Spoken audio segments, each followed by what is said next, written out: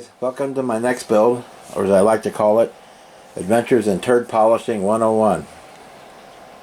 You've seen from the stills beforehand, this is a Lindberg F-104 Starfighter from their Firepower series kit, and it is, by definition, one giant turd. But we're doing our best to make it more presentable and turn it into at least a presentable kit that you wouldn't mind having on your shelf. We're gonna fix a few things. We have fixed a few things that you've seen already. Add a few things. This is a putty bomb. It's gonna have, it has tons of filler in it, and in the end it's gonna look okay. But I like to challenge myself every once in a while to see what I can do with a turd and see how well it can turn out. So to start with, we have the fuselage assembled, as you can see.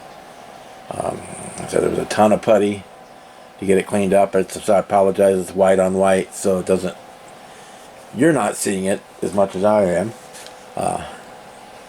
The super big flaw in this kit is the canopy. It's just shaped wrong. The pieces don't fit together right. They're not the same size. So we did a lot of sanding and filing and polishing to get it at least close to right, and then filled in around it again with more putty to turn it into one piece. I think part of the problem with the canopy was that they tried to make it a movable play feature where you could open and close it, and that's just not. And by putting the engineering in those mechanicals, that it threw the scale all off. So anyway, we've sanded all the edges and things down to make the things physically smaller. It's still not going to look great because it's still oversized and the plastic is super thick. But we got it down to the right, closer to the right size. And it's too flat in the front, but there's not a lot I can do about that. But we got putty sealing it up, so at least it looks smooth. It looks like it belongs there. One other thing, which I always do, or almost always do, because I'm a klutz, and so I know ahead of time it's gonna be issue, is I will take and replace the pitot tube.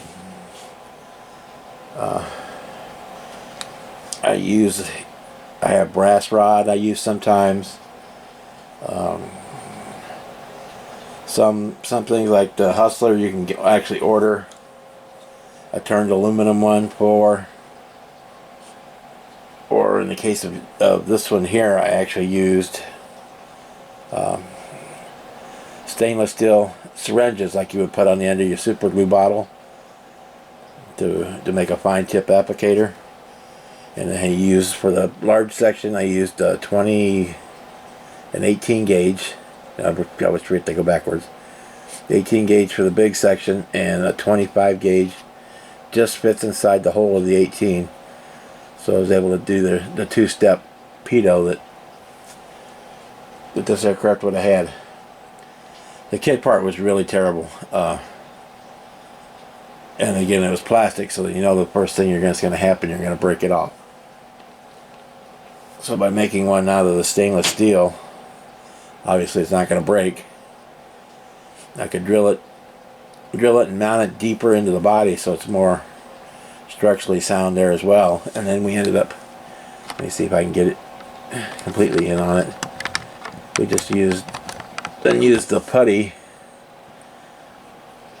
to make the transition joint, because the original kit part had a flare on it. One of the other options that I do a lot of time, is you can drill, if you're patient and want to take the time A lot of times these plastic ones, you can keep their outer casing and just drill through the middle and put the syringe in the middle, which is what I did here. This is the actual original kit part, but it still didn't, still not going to look as good as what we've got there, because that would have been the kit part with the stainless steel tube inside of it. So the all metal one looks good, and this is actually a 20 gauge one, but this is what I was talking about. This syringes that you would put on like the end of your glue bottle, or on a like the 3-in-1 oil bottle to for make a fine tip applicator. And you can buy these for 100 of them for $8 to $10 on eBay, in pretty much any gauge size from like 14 through 36, I believe. And then if you want, you can order them with a sharp point instead of the blunt point, which is what I get used as, are the blunt points. So anyway,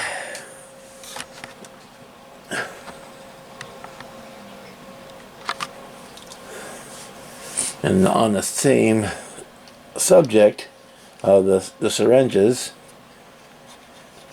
the main landing gear is really weak and wobbly out of the kit.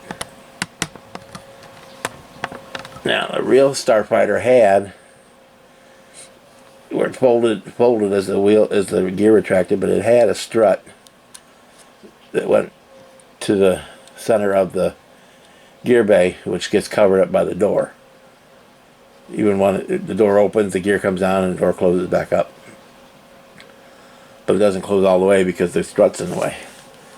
So we use the same,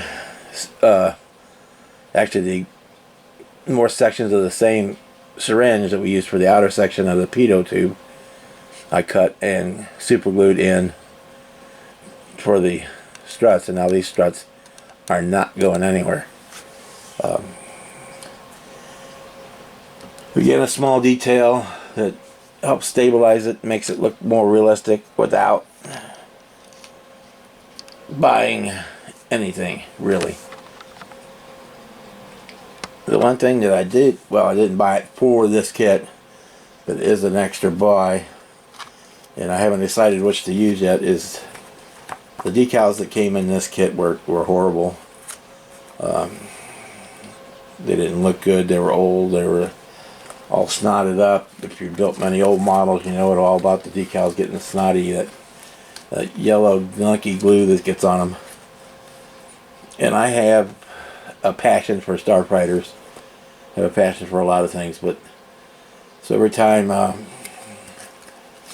run across a set of decals for an F-148 Starfighter, I pick them up. So I've got this, like this was said here, does 9 different aircraft from the Vietnam era, including the natural metal finish, and then the SEA camo. So I haven't decided yet what paint scheme I'm doing. That's why I haven't committed to a decal set yet. And I also have the NASA set, which has the one in the stainless steel, the ones with a blue bottom and a white top, and all white with the blue stripe. And there was the TB F-104. It was the dual seater, which was the only one that had wing tanks. Yeah, but this is obviously not the dual seat one. So either I will do it as a what if with an NASA mark, because I'm going to put the wing tanks on. I think they look goofy without the wing tanks. The other option is to put the missile rails on the end, which is not as bad as being with nothing, but I just like my Starfighters with wing tanks, so wing tanks still have. I was going to pull out another Starfighter I already had it built, but it's all dirty, so we'll save it for do that later. It's a different brand, just to kind of show the differences in them. So we're ready for primer and paint.